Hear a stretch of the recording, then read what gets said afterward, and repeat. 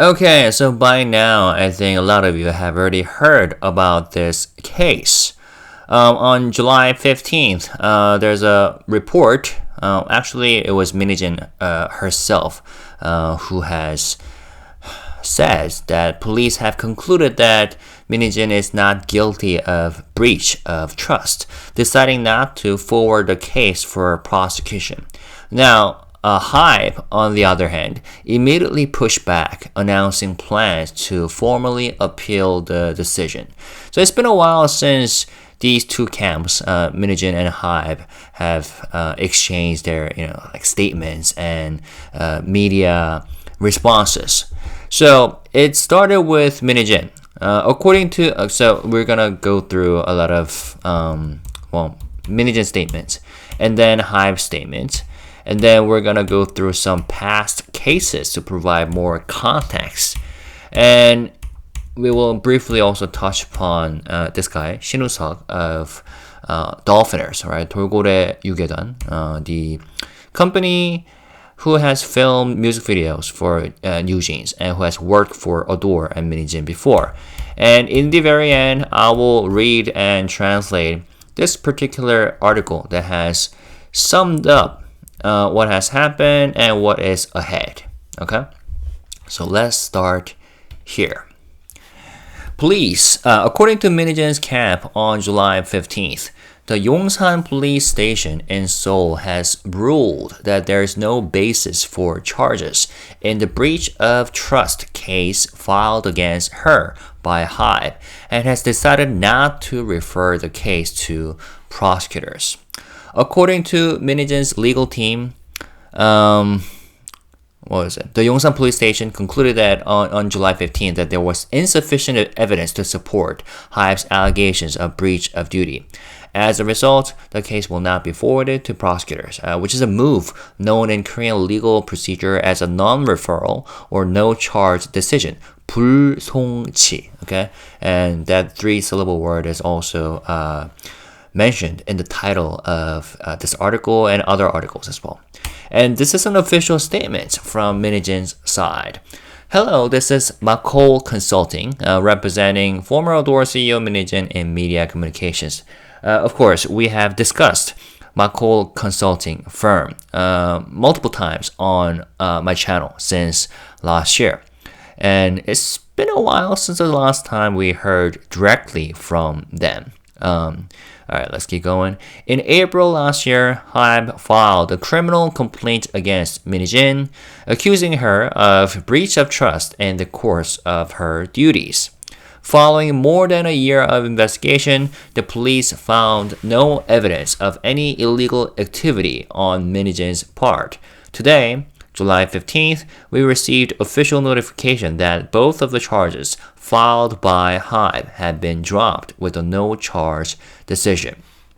And that was it. Super brief. So, it was a statement released through Min Heejin's PR public relations firm, Kakao Consulting. Min Heejin's side emphasized that the police investigation had lasted over a year and that both of HYBE's submitted complaints had been dropped due to what? Lack of evidence, according to them. And the tone of the announcement suggested vindication, meaning that Min Heejin was right along. But critics may note that this was merely a procedural decision, not a court ruling. Right. So while this decision by the police removes a major criminal liability from Min Heejin's path, at least for now, it does not amount to an acquittal or legal endorsement of her actions.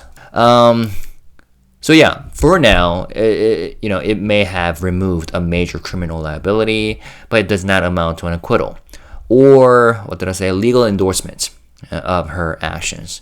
And for now, it simply means that police found the case too weak to pass on. And like I said earlier, in this Korean legal system, 불송치 decisions could be reversed when the prosecution intervenes, especially in high-profile disputes like this. So we'll have to see. Now, on the same day, July 15th, HYBE quickly issued their own statements. Okay? Where is it? Right here. So yeah, they issued their own statements in response. And the company emphasized that since the police investigation, NewJeans members have notified us of their intent to terminate their exclusive contracts, and that new evidence has since been submitted to the courts in the course of related injunction proceedings. HYBE also pointed to a recent ruling by the Seoul High Court, which stated that Min Heejin's actions intentionally dismantled the integrated structure that underpinned the exclusive contracts. And the company said it plans to reflect this in its formal appeal to the prosecution. And yes, we will briefly touch upon that Seoul High Court decision, which I have fully translated in this video. Full court document explain why NewJeans cannot leave ADOR. So for now, let's go through the actual statement by HYBE. Full statement. This is an official statement from HYBE regarding the breach of trust case we filed last year against former ADOR CEO Min Hee-jin and others, which was dismissed by police today. We plan to immediately submit an appeal to the prosecution. 검찰. Since the police investigation, new developments have occurred. Namely, the NewJeans members declared the termination of their exclusive contracts. In related legal proceedings, multiple new pieces of evidence have been submitted, and the court has taken Min Heejin's actions very seriously.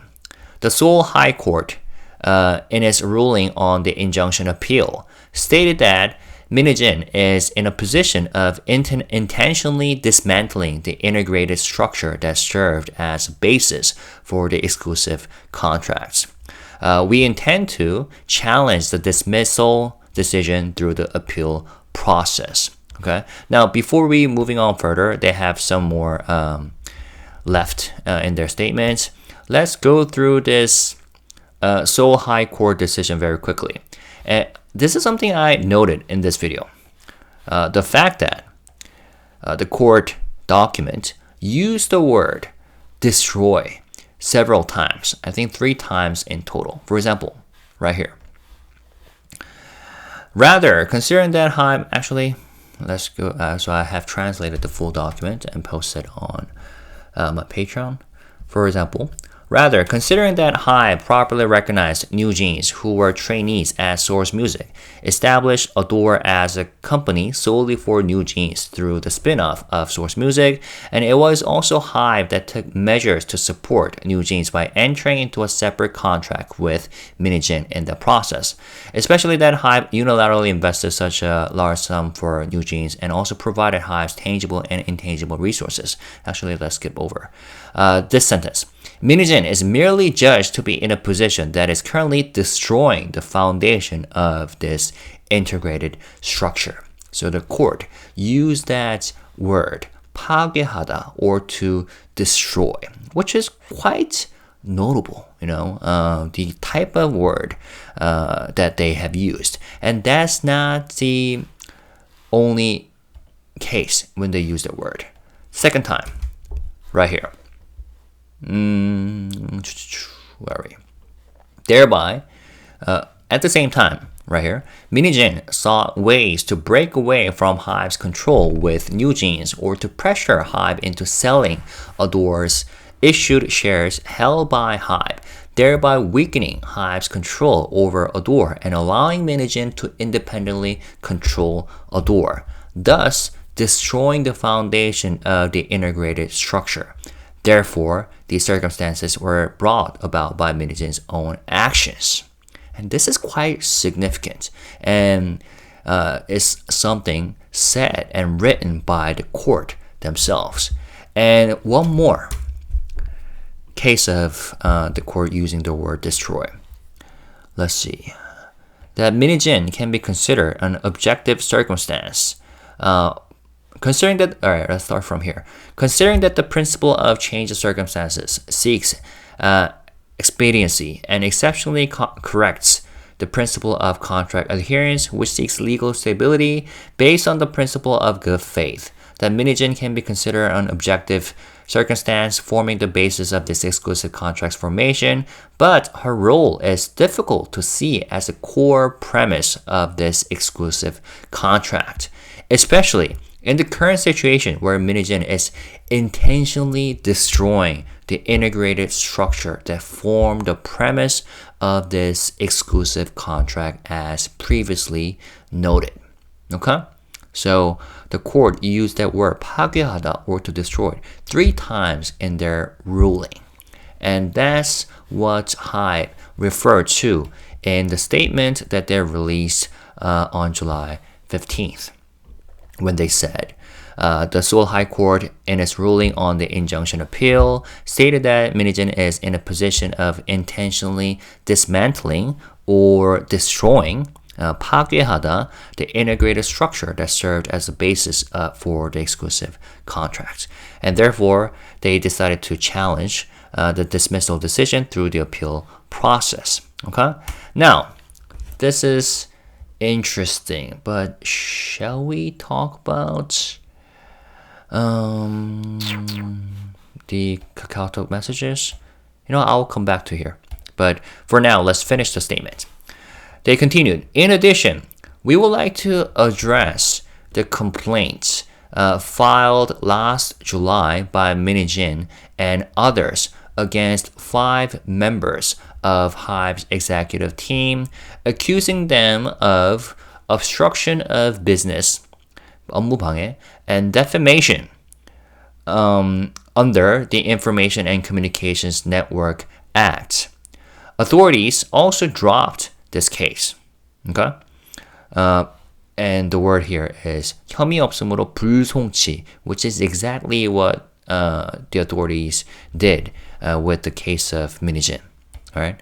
So 혐의 없음으로 불송치. Authorities also dropped this case, concluding there were no grounds for prosecution. Investigators determined that HYBE's statements could not be deemed false, were in the public interest, and therefore not made with malicious intent. And here's something important, KakaoTalk messages were lawfully obtained as part of an internal audit. And the reason why I thought this was important, because since last year, ever since HYBE released these KakaoTalk messages, what Min Hee-jin has said over and over again is that these evidence, KakaoTalk messages, were illegally obtained or they were manipulated. And in Korean, she used the word 불법 취득한 자료 짜집기, manipulated and illegally obtained. And yeah, she and her camp used the phrases again and again. But according to HYBE, investigators determined that KakaoTalk messages were lawfully obtained as part of an internal audit. And in fact, it has turned out that Min Hee-jin herself sent out these KakaoTalk data and text to the people she was communicating with. So the data was already there in the HYBE server. So yeah, it sounds like it was rightfully obtained, and in fact, the authorities considered them as lawfully obtained, and thereby being able to be used as evidence. And so far, based on what we have seen from last year, the court themselves has not made any decisions against KakaoTalk messages, saying that these are, illegally obtained or anything, right? And in fact, Min Hee-jin herself has never said that these KakaoTalk messages are false, right? All right, now HYBE still continued. But before that, shall we? Yeah, let's talk about this portion lastly. And let's go through these KakaoTalk messages. I think it could be pretty related. All right, so what we're looking at right now on this screen is a conversation between Lee Sang-woo, vice president of ADOR at the time in March of last year, and Min Heejin, who was the CEO of ADOR at the time. All right, so March 14th, 2024 conversation. Lee Sang-woo said, Heejin-님, I had a full conversation today with an acquaintance about this. We discussed where we might find a party capable of investing at the trillion won level, 조단위, trillion Korean won level. I also mentioned that in capital markets, it's not unheard of for a minority shareholder to break through the control of a majority and effectively become the real owner of a company. The important things are our plan plus information plus execution power. So the detail Lee Sang-woo added right there is clearly against what Min Heejin has been trying to argue, saying, I'm just a shareholder with 20% of shares of ADOR. So how is it possible for me to try to take the control away from you guys, HYBE with the majority shares, 80%, because I'm just a minority. But according to Lee Sang-woo, it's not unheard of in the capital markets for a minority shareholder to break through the control of a majority and effectively become the real owner of a company. Now, on March 29th, Lee Sang-woo continued on. What we're doing is cutting a deal with HYBE. We will offer to give up the equity we originally invested in, and in return, ask for ADOR shares. From HYBE's perspective, it's a win-win. If they wait too long, ADOR might just become an empty shell, so selling it at a reasonable price now works better for them too. So they have made some clear and scary plans in advance. All right, how about this? February 4th, 2024, Min Heejin said, okay, in the end, we will have to use the media, 언론.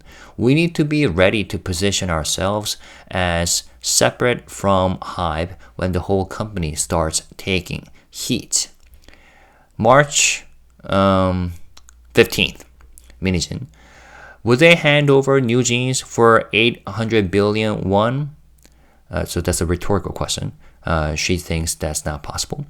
If we have a strong enough bargaining chip, it's possible. Something like a nasty skeleton in their closet or a bizarre condition that forces them to the table. So she believes that NewJeans at the time should be valued much higher than that, 800 billion. But she believes that if they have a strong enough bargaining chip, then such deal will be possible between Min Heejin and HYBE. Something like a nasty skeleton in their closet, in HYBE's closet, or a bizarre condition that forces them to the table, negotiation table. On April 20th, Min Heejin said, or wrote, tarnish Islet or HYBE's reputation. Make it public. If that happens, we can move much faster on deciding whether to sell ADOR or not. If the push comes internally, quietly, then we're in the position of being sold, not the ones leading. We lose control. All right? So that was that. I wanted to briefly touch upon to remind ourselves of the plans that Min Heejin has made. But of course, at least for now, from the authorities' perspective, even though it's clear that she has made all these plans, it wasn't necessarily at the execution phase. Okay, it was during the planning phase. So legally speaking, it was hard for them to, say that Min Heejin is guilty of the breach of trust. Okay, Now, let's talk about the final portion of HYBE's statement that was made on July 15th. HYBE continued, "Furthermore, we would like to clarify that multiple complaints filed by Min Heejin and her associates against HYBE and its affiliates have also been dismissed. This includes the defamation and false accusation charges she filed against Belief Lab executives and creative directors. The defamation, actually creative director, I think it's a singular, referring to Hoserian probably. The defamation complaints filed by Team Bunnies against Belief Lab executives under the Information and Communications Network Act. The defamation case filed by Dolphin Kidnappers or Dolphiners CEO Shin Woo-seok against current ADOR executives, which was also dismissed. All of these complaints were either dropped with a no-charge decision or outright dismissed. Thank you." Okay, so basically, HYBE issued its own statements swiftly in response to Min Heejin's statements, okay, on the same day, signaling it will challenge the police conclusion by filing a formal objection with the prosecution. The company cited new developments also, most notably the NewJeans members' declarations of contract termination, and claimed that key evidence had surfaced during subsequent injunction proceedings. HYBE also pointed to a recent ruling by the Seoul High Court, where the court stated that Min Heejin had intentionally dismantled or destroyed the integrated structure that underpinned the exclusive contracts. According to HYBE, this language reflects judicial recognition that Min Heejin's actions had long-term structural consequences, which is a crucial detail that it will highlight in the appeal, probably. And what do we notice in the same statement? HYBE also addressed a series of criminal complaints filed by Min Heejin and her supporters last year against its own executives. And these included charges of obstruction of business and defamation, many of which have now been dismissed with no charge or non-referral decisions. HYBE emphasized that investigators found these internal communications, including KakaoTalk messages cited by Min Heejin's team, to have been lawfully obtained as part of an audit and not motivated by personal attack. And like I said, HYBE also listed several failed legal actions against Belief Lab and its creative team, including defamation complaints by Team Bunnies and filmmaker Shin Woo-seok, who had publicly sided with Min Heejin during the early stages of the conflict. And that was pretty interesting because, even though Min Heejin's McCall consulting firm made this statement on the same day they heard back from the police, HYBE, on the other hand, did not make any statements or made this public. The fact that these charges were dropped, the charges that Min Heejin's team or camp filed against HYBE executives, employees, and creative team. But then, since they saw that Min Heejin's team is, once again doing the PR tactics or media attacks, they immediately release what they have prepared for, or maybe they didn't mean to talk about this at all, but they let everyone know that these are stuff that have already happened. Okay, now let's go through each of these cases that they refer to. So first of all, back in November of last year, Min Heejin sued Belief Lab executives for defamation. She filed a criminal complaint against Belief Lab CEO Kim Tae-ho and several others for defamation under the Information and Communications Network Act. She also filed a 5 billion won civil lawsuit for damages. According to her statements, Kim Tae-ho falsely claimed that she intentionally delayed legal proceedings. She also accused Belief Lab executives of spreading false claims in a YouTube video and a public statement, and she sought criminal punishments and financial compensation. So that was dropped. Also, November 18th, or in November last year, Team Bunnies announced legal action against Belief Lab CEO. So Believe Lab had already sued Min Heejin by the point for 2 billion Korean won in damages. But NewJeans Team Bunnies, I mean, the media says that they are NewJeans fan group, but I'm not at this point. I'm not even sure if they are indeed the fan group in a traditional sense. So Team Bunnies announced plans to file a criminal complaint against Believe Lab CEO Kim Tae-ho. In their statements at the time, Team Bunnies said something like they rejected Kim Tae-ho's repeated claim that Believe Lab and NewJeans project plans were unrelated, and they claim that they have clear evidence showing similarities between the two, and they criticized Kim Tae-ho and Believe Lab's leadership for excessive litigation instead of addressing the issue, accused Kim Tae-ho of contradicting himself. Like he admitted to receiving NewJeans' proposal on August 29th, which undermines Believe Lab's earlier denial of any exposure to NewJeans' material. These are what they had said. But this case also dropped with no charges.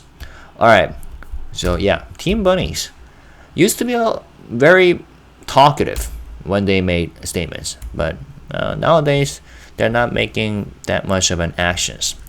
Alright, also actually this was from, where is it?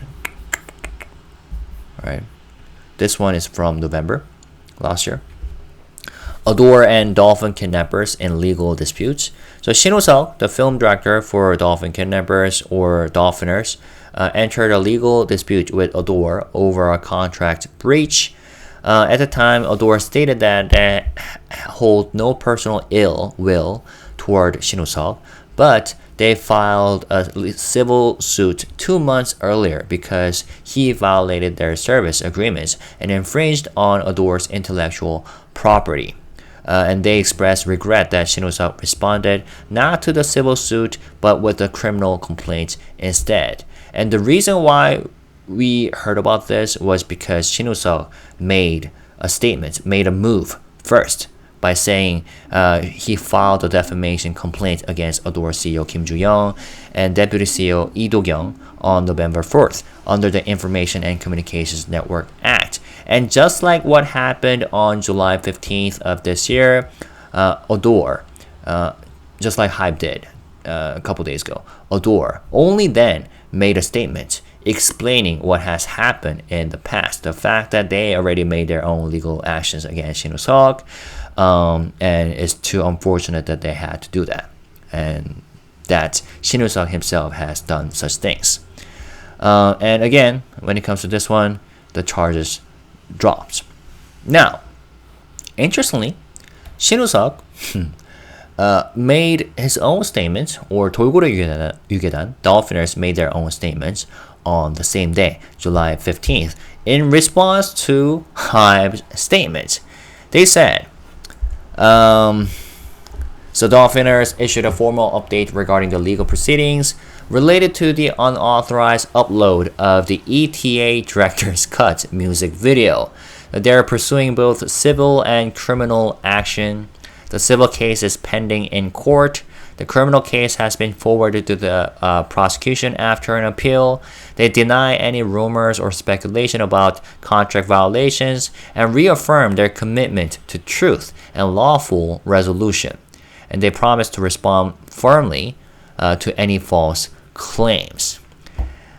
But I gotta say, I think it's kind of hopeless for Shin Ho-seok at this point because there was this court ruling that was made in March of this year. It was an injunction granted to ADOR, and they rejected the NewJeans members' objection. So, in March of this year, the court ruled in favor of ADOR by granting its injunction request and dismissing the objections filed by NewJeans members, right? But here's an excerpt from the court's decision. According to the service outsourcing agreements between ADOR and Dolphin Kidnappers, the production company behind NewJeans music videos, the ownership and intellectual property rights to all deliverables created under the agreements are assigned to ADOR. The contract also stipulates that Dolphin Kidnappers may not distribute or upload any such deliverables to online platforms without ADOR's prior written consent. Nonetheless, Dolphin Kidnappers uploaded the ETA music video to their own YouTube channel around August 31st, 2004, without obtaining ADOR's prior written consent. As a result, Apple's US headquarters reportedly requested that the video be taken down or that all Apple-related branding be removed before re-upload because Apple sponsored that music video. Remember, the whole point of that MV was that the director used Apple iPhones to film the video. Given these circumstances, the court determined that ADOR's legal action against Dolphiners constitutes a legitimate exercise of contractual rights. This alone does not constitute a breach of ADOR's obligations under the exclusive contract with NewJeans. Furthermore, unless it can be sufficiently demonstrated that Dolphin Kidnappers possesses creative capabilities so exceptional that they cannot be replaced by another production company, the existence of disputes between ADOR and Dolphiners, who are not a direct party to the exclusive contracts, cannot in itself be redeemed a breach of ADOR's contractual obligations to NewJeans. Okay? So, I think this excerpt alone takes any hope from the Dolphiner side and Shinusok side. But nonetheless, they made this statement through their Instagram account, as they have done in the past, to make it sound like they still have an upper hand or something. And of course, such kind of statement would make the enemies of HYBE, enemies of ADOR, and the supporters of NewJeans and Min Heejin very happy, because they're making it seem like, oh, HYBE is just lying or something. But yeah, I'm not sure. And we'll have to see. Okay, but just letting you know, reminding you of what the court has said before, because they already commented specifically on Dolphiners before. Okay. Because it kind of sounds like they clearly breached the agreement that was made between them, Dolphiners, and ADOR, and Apple, who was a sponsor of the music video. Alright, last but not least, so that was basically what happened on July 15th. Now, last but not least, like I said in the beginning, let me read you this particular article released by MTN News by a journalist named Chun Yun-hye. Okay, titled, "Why the Fight Isn't Over for Min Heejin Despite Being Cleared of Breach of Trust." Min Heejin, the former CEO of ADOR, who's been locked in a legal battle with HYBE for over a year, just caught a break. Police have cleared her of breach of trust charges. But it's too early to celebrate. She still faces multiple lawsuits on different fronts. According to Min Heejin's side, the breach of trust case filed by HYBE in April 2024 was dismissed by police with a no-charge decision, meaning the case was dropped before being forwarded to the prosecution. But since this isn't a final court ruling, the case can still be reopened. Under Korean criminal procedure, the party who filed the complaint can appeal a dismissal. If they do, police must hand the case over to prosecutors. Prosecutors can then request further investigation if they find the police's decision unlawful or unjustified. HYBE wasted no time. As soon as the dismissal was announced, they filed an appeal and launched a formal response. The company argued that new developments, such as the NewJeans members declaring contract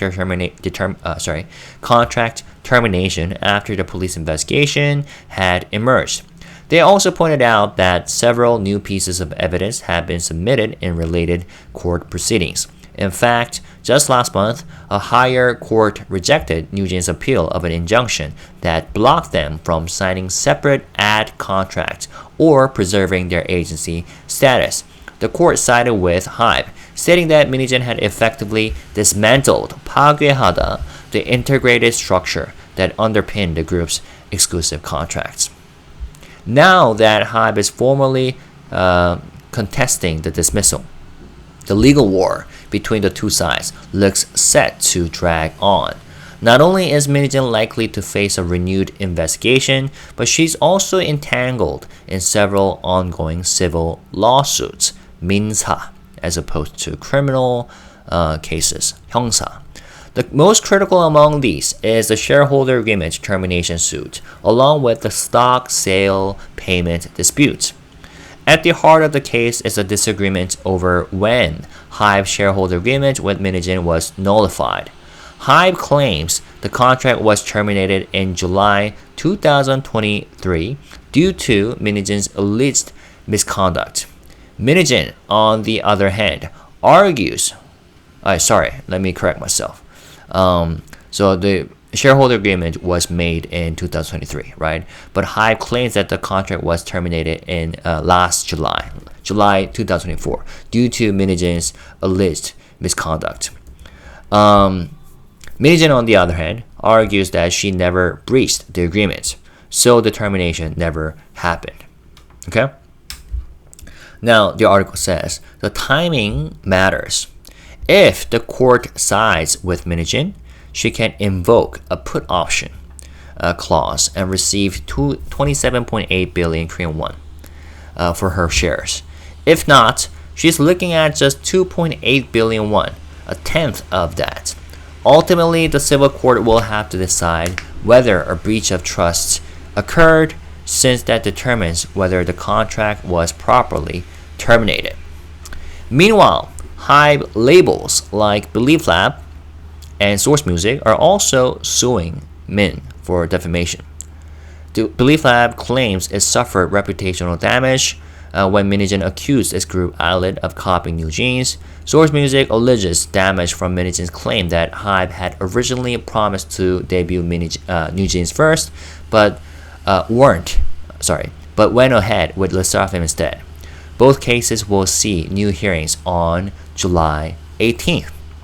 So far, the breach of trust ruling works in Min Hee-jin's favor, but it's not final, and a reinvestigation could reverse it.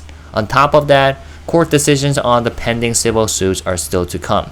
In the end, who comes out on top will depend on what investigators and judges decide in the months ahead. Okay? So, there you go.